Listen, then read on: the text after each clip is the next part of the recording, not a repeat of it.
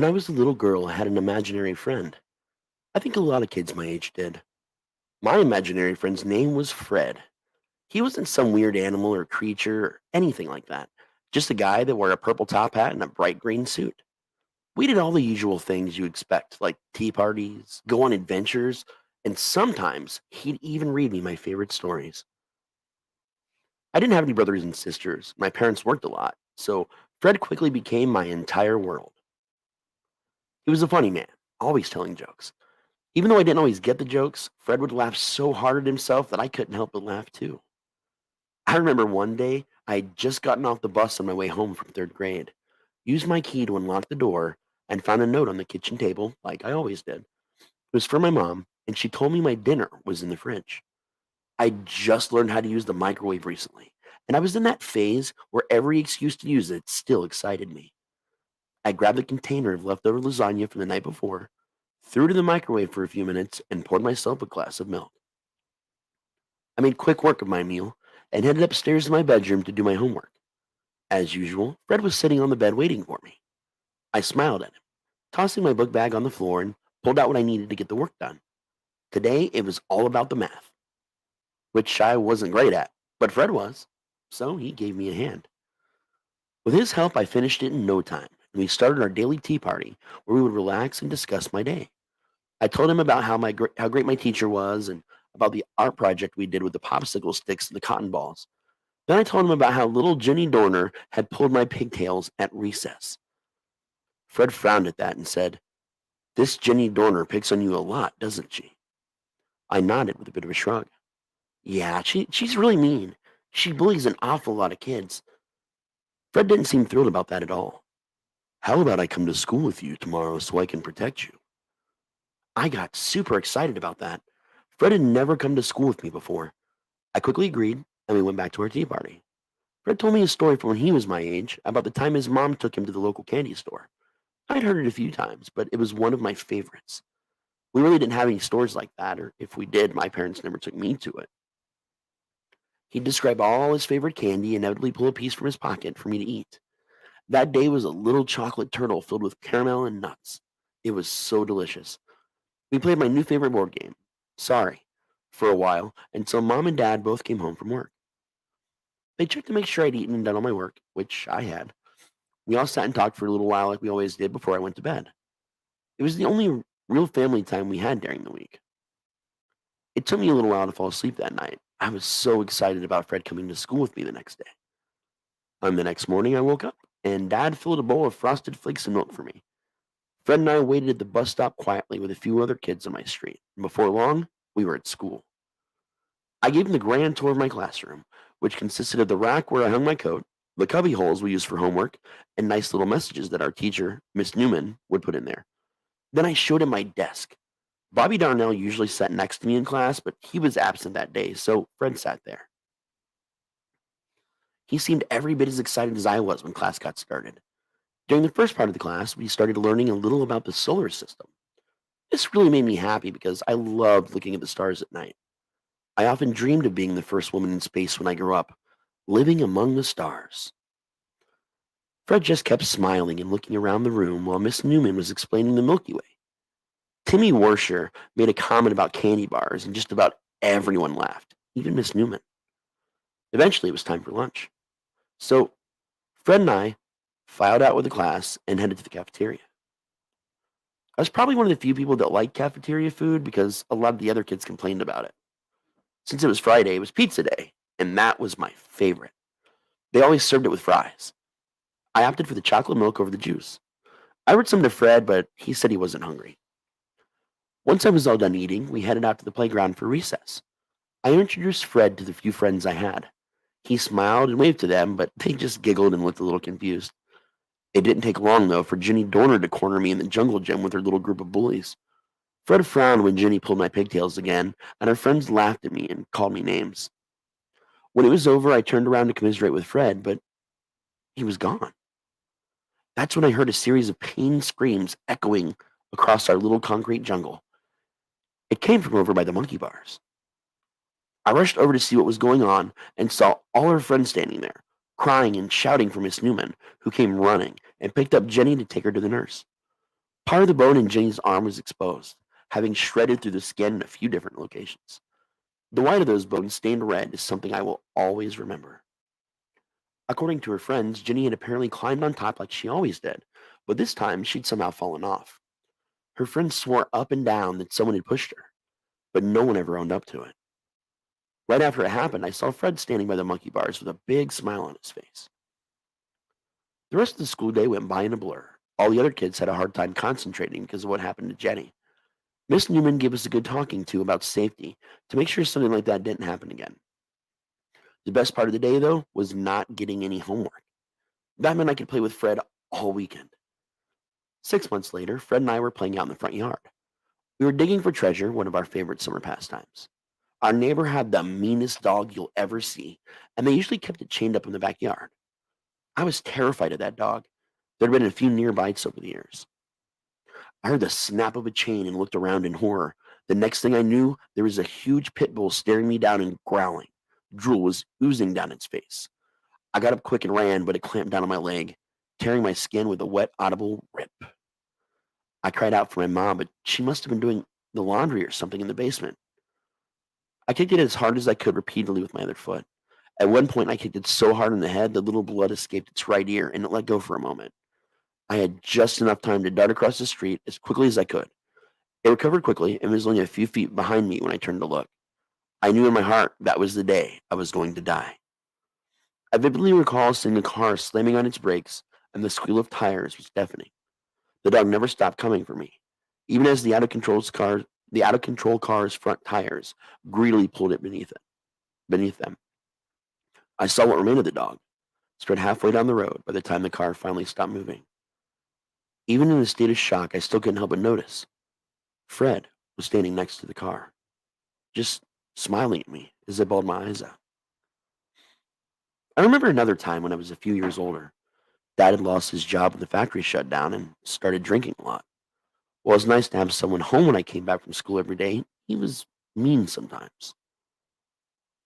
One day I came home and in on him wrestling with our neighbor, Miss Judy. Dad got mad when he saw me and slapped me so hard I dropped my book bag. I left it there on my floor and ran up to my room. I cried all night and didn't even want to leave my room for supper, but Mom made me. When she asked me what was wrong, I told her I'd just had a bad day at school. Dad told me that if I told Mom what happened, I'd get it worse. I'd never been afraid of Dad before, but he'd been so different lately. After dinner, I went back to my room, where Fred was waiting for me with a frown. We talked for a while about what happened. Fred kept all my secrets from me. I was thankful for that. Everyone needs someone they can talk to about everything in their lives. The next day, Dad didn't make me breakfast. He was passed out in bed drunk. I made a bowl of cereal and went on my way to school. When I came home, I found Dad wrestling with Miss Judy again. I tried to just sneak by this time, but Dad caught me. I screamed as he chased me all the way up the stairs. Just as I got to the top, he grabbed me by the book bag slung over my shoulder and pulled. I fought as hard as I could, not wanting my father to hurt me again. That's when the strangest thing happened. Dad just let go. I glanced over my shoulder as I moved, just in time to see Dad falling down the stairs. I noticed Fred was there, watching. I rushed down the stairs after him. Even though he hurt me, I still loved my father and I didn't want to see him hurt. By the time I caught up with him at the bottom of the staircase, Miss Judy was screaming.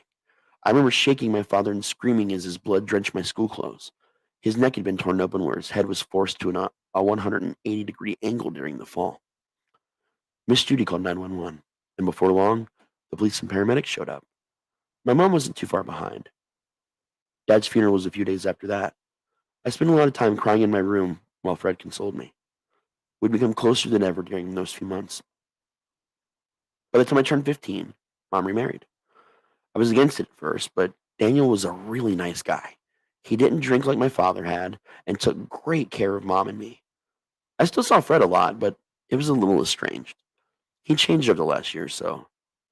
It was a little weird that I still had an imaginary friend at my age. I didn't talk about him to anyone, though. The last thing I needed was people making fun of me, thinking I was batshit crazy or something. Fred still helped with my math homework when I needed it. He was a genius when it came to math. He'd taken to relaxing in bed at night while we talked, and sometimes I'd pass out with him there beside me. It seemed so innocent. I thought little about it. I heard Fred a lot, to be honest. He'd been there for me so many dark times throughout my life. One morning, I woke up undressed, but for the life of me, I couldn't remember removing my clothes. I was kind of sore all over too, which was weird. It was a Saturday, thank God, so at least I didn't have to go to school. I made it a bed day so I could relax and recuperate. That day was uneventful. I made it to the kitchen for meals, but otherwise kept to the bedroom with a book. I didn't see Fred for a little while after that, but I knew he'd be there when I woke up because his distinct smell of baby powder and peppermint still permeated the air in my room. 2 weeks later, I woke up one morning in so much pain I could barely even move. I noticed there was a lot of blood, partially dried. It was up and down my thighs in a small congealed puddle where I'd been laying.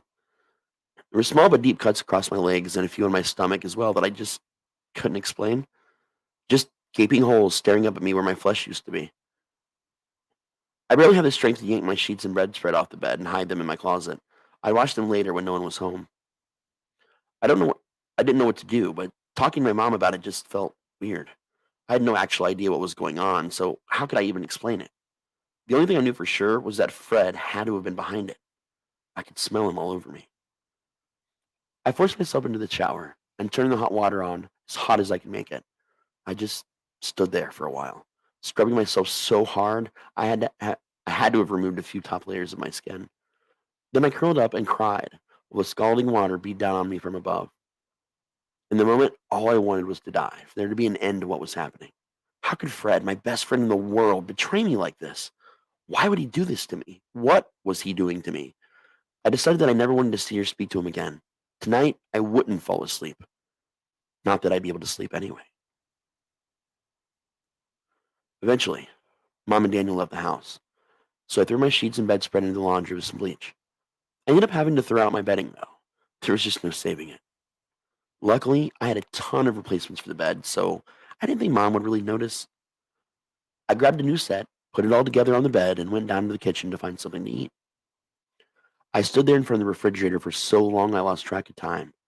That cool breeze against my raw skin was soothing. I was so numb that the fact that I could feel anything at all amazed me. I ended up not eating anything and just went to the living room to put on the television. I can't even remember what I watched. My brain wasn't exactly functioning at full capacity. It was just a blur of random sitcoms, commercials, and reality shows. I stayed that way until evening when Mom and Daniel finally came home. I must have been the best actress in the world, I thought, as I detached myself completely from my situation and made polite conversation with him. The only thing I knew was that I didn't want to be alone, and I sure as hell didn't want to be anywhere near my bedroom. Mom suggested a family game night, and I was secretly thankful for the excuse to be around them longer. It was difficult to pay attention to the games we played. Ended up losing every single one of them. By the time Mom realized what time it was just after midnight. She called it a night. She and Daniel were tired from their hike and had a whole day of antiquing planned for the next day. So I reluctantly said goodnight myself and, with increasing terror, made the way up the stairs to my bedroom. I reached a hand to flip the light switch on before I even entered. I breathed a sigh of relief when I noticed Fred was not there to greet me. I stayed up till the morning sun dripped through my windows, feeling a little safer with the light of day. I finally fell asleep. I should have known that no time of day was or would ever be safe for me again. The pain woke me up this time. How long I slept, I'll never know. I was willing to cooperate to get myself to safety or to even scream out for help. I felt like I was trapped inside my own body, powerless to stop what was going on. Fred locked eyes with me and winked, which only made things much worse. That much worse. He made small incisions in my body while he stared deeply into my eyes.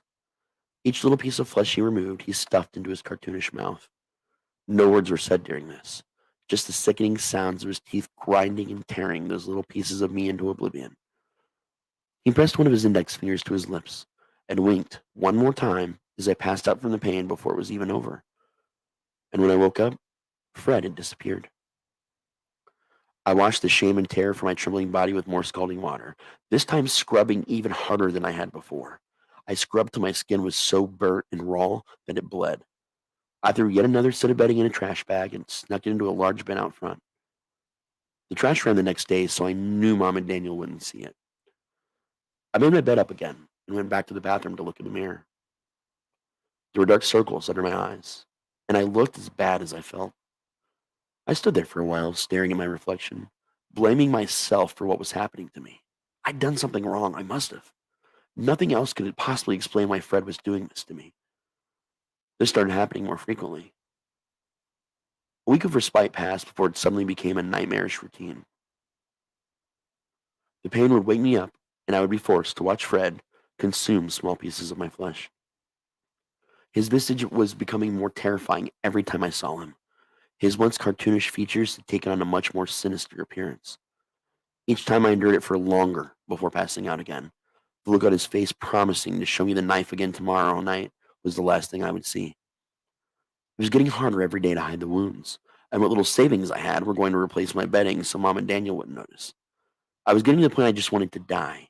I needed peace, and I felt like there might be only one way to get it. The following Friday, I grabbed my laptop and went to the family room and booted it up.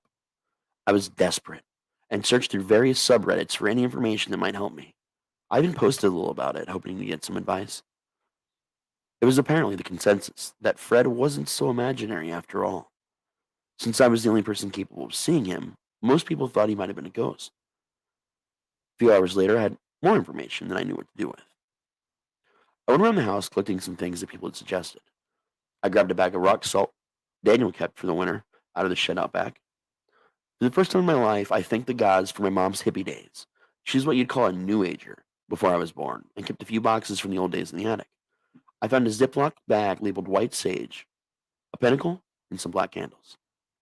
According to the advice I got, black candles were supposed to banish negativity. The pentacle was for protection, and white sage was to bless and cleanse my house. And the salt was just something I'd seen on Supernatural. There was some there was some sort of weird comfort to think that I was reenacting a scene from my favorite TV show. I felt stupid walking around the house while I burned white sage in each room. I wasn't entirely sure that any of this would help, but I didn't want to take any chances. When I was done, I went back to my room and burned some more. I lit the candles, put on the pinnacle, and started putting salt in front of the door and the window in my room. Just for good measure, I even borrowed Dan's Bible and sat there for a little while reading verses out loud. I was an atheist, but at this point, I needed all the help I could get. I had everything all cleaned up and aired out before Mom and Daniel got home. I lit the black candles burning on the little table next to my bed like I'd been told to. I was supposed to burn them to nothing and then bury the wax with a pentacle on the unhollowed ground the following day. I had no idea how I'd be able to dig a hole at the church or the graveyard, but I'd worry about that when the time came. Mom seemed excited about what they found when they were antiquing, and I helped her and Daniel unload their finds from the back of his old red pickup truck. I feigned interest as they showed me each one of them and explained what exactly they were, what they were worth, and what they actually paid for them. She even found this cool old vanity for me. Even though I'd been bugging her to find me one for years, I just didn't have it in me to be very excited about it. At least, not for real. I put on a good show, of course, but I was getting good at that. Just like every night since my problems started, I found excuses to hang out with him for as long as possible. Mom made some popcorn and we watched a few episodes of Doctor Who on Netflix. It was another of my favorite shows, and I found a little comfort in watching David Tennant run around like a man possessed. We'd watched 7 episodes before we realized it, and Mom and Daniel went to bed. I began to slow climb of the stairs, half expecting someone to shout, "Dead man walking." Fred wasn't there, but I didn't really expect him to be. If my plan didn't work, I wouldn't see him until he woke me up in the middle of the night anyway. I booted up my laptop and got sucked into Facebook for a while, and even ended up watching a bunch of random videos on YouTube. When the first rays of morning light came through my windows, I shut out the laptop and lay down on my bed. I passed out soon after. I woke up to moving around my bed and immediately tensed up. My eyes darted to find the source, and I expelled an enormous sigh of relief when I saw my mom sitting there with a sweet smile. I leaned up and hugged her. I was so happy the plan had worked. She laughed a little and hugged me back. I remember her asking me what had gotten into me, and I made up a silly excuse about not appreciating her enough. We laughed together for a little longer and went downstairs to eat some breakfast. It had been over a week since I'd had a decent sleep, and it felt good. I'd never be the same after what Fred had done to me. At least it was over now. Hundreds of small scars across my body would be an eternal reminder. Years went by with no sign of Fred, but I continued my cleansing routine out of habit. I left for college a few years later and didn't visit that much over the holidays. The less time I had to spend in that house, the better. Then I ended up getting married, having a kid, and moving on with my life. Mom died almost 5 years after Christmas, after Christina was born. She'd become extremely reclusive toward the end of her life and was impossible to get a hold of. It hurt me deeply that she never wanted to meet her granddaughter. Daniel had broken the news to me kindly, but there was something about his voice that just sounded off. All he said is that there had to have been some sort of animal attack on one of her solo hikes while he was at work. When he got home, she was lying in bed, covered in minor cuts and bleeding everywhere. He told me she just kept muttering the word animal repeatedly in a fugue state. Her heart had given out after the paramedics had arrived on her way to the hospital. Daniel disappeared altogether after that, and I got a letter in the mail stating that Mom had left us the house. I thought about selling it, but it was a lot bigger than where we lived, and my husband and I had been talking about having another kid. After a few arguments, he finally convinced me it made the most financial sense, so reluctantly, I gave in, and we moved 2 weeks ago, leaving our tiny leaving our tiny two-bedroom apartment behind. I should have argued harder against it. Hell, maybe I should have just burnt the place down the night I got that letter. I knew that what Daniel had told me wasn't the entire story. I could feel it in every little scar on my body. If only I knew then what I know now. 3 hours ago, I went into my old room, and now it belongs to my daughter Christina. She was talking to her stuffed animals and having a tea party. I smiled and started back down the hallway, content to see her happy. She was only in kindergarten, but it had been hard for her to leave her friends behind. She hadn't made any new ones since we moved here, but I was sure that given a little time, that would change.